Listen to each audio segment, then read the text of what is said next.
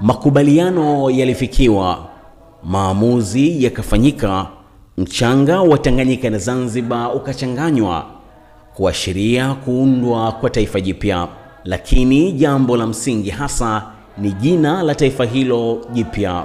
Tangazo likatolewa katika gazeti la The Standard, Watanganyika na Wazanzibari washindane kuunda jina jipya la taifa la muungano.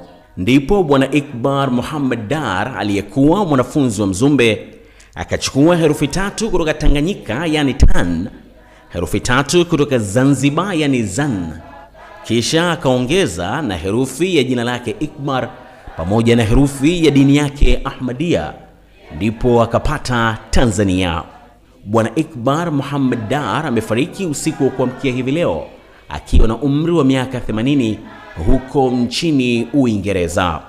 Sisi sote ni wa Mwenyezi Mungu na kwake tutarejea.